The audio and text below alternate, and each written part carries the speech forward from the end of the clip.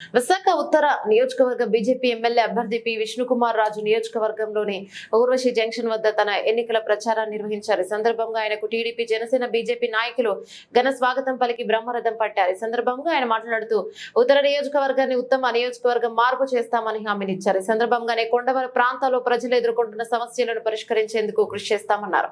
కార్యక్రమంలో TDP, BJP నాయకులు పాల్గొన్నారు.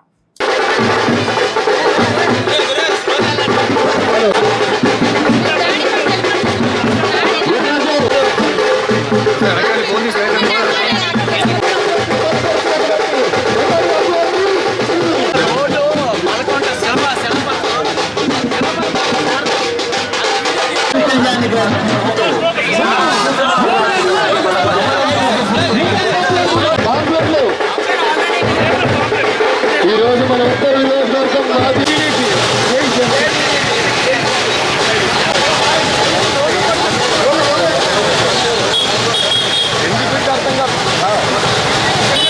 యాభై 54వ వార్డులో నార్త్ నియోజకవర్గంలో ప్రచార కార్యక్రమం మొదలుపెట్టడం జరిగింది.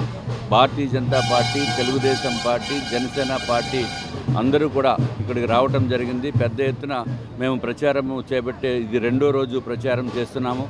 తప్పనిసరిగా ప్రజలు మాకు ఓటు వేసి ఉమ్మడి అభ్యర్థుల్ని గెలిపిస్తారనేది మా యొక్క పూర్తి విశ్వాసము. ఈ దుర్మార్గపు పరిపాలన ఎప్పుడు బయటికి పంపాలని ప్రజలు 13 మే తారీఖు ఎప్పుడు వస్తుందా అని వేచి చూస్తున్నారు.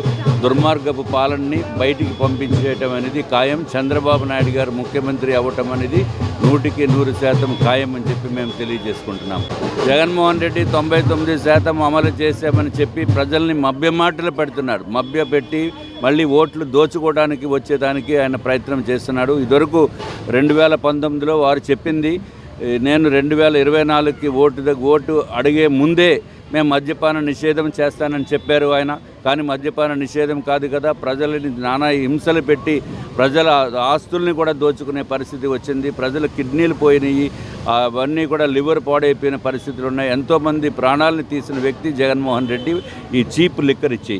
అట్లాగే కరెంటు బిల్లులు పెంచనని చెప్పారు. 8 సార్లు కరెంటు బిల్లులు పెంచి ఇదివరకు 500 రూపాయలు వచ్చే కరెంటు బిల్లు ఇప్పుడు సుమారు 1500 రూపాయలు వచ్చే పరిస్థితికి వచ్చింది. నిత్యావసర వస్తువులు అన్నీ పెంచేశాడు. అంత అత్యంత దారుణమైన వ్యక్తి అసలు ఈ ప్రపంచంలోనే ఎవరు ఉండరు. ఇది చాలా దుర్మార్గత్వంతో జగన్మోహన్ రెడ్డి గారు పరిపాలన చేశారు. ఈ భారతదేశంలో స్వాతంత్రం వచ్చిన తర్వాత ఇంత దారుణమైన రాష్ట్రము ఎక్కడా లేదు. ఇది ఆంధ్ర రాష్ట్రమే ఉంది. అట్లాగే అన్నీ చెప్పి ప్రజల్ని మభ్యపెట్టి మళ్ళీ డబ్బులు ఇచ్చి ప్రజల్ని మభ్యపెట్టి ఓట్లు తీసుకుందామనే పూర్తి ప్రయత్నంలో ఉన్నారు. ఆయనకి ఈసారి ఇప్పుడు ఆయన చెప్తున్నది 175 for 175 వై నాట్ అని చెప్పి ఆయన అడుగుతున్నారు. కానీ మీకు వచ్చేది మాత్రమే 17 సీట్లు మాత్రమే మీకు వస్తాయని, ఒక పక్కన 5 ఎగిరిపోతుందని దాంట్లో ఏమాత్రం సందేహం లేదు. మీరు ఇవాళ రాసి పెట్టుకోండి, తర్వాత ఎలక్షన్ రిజల్ట్స్ వచ్చాక చూడండి.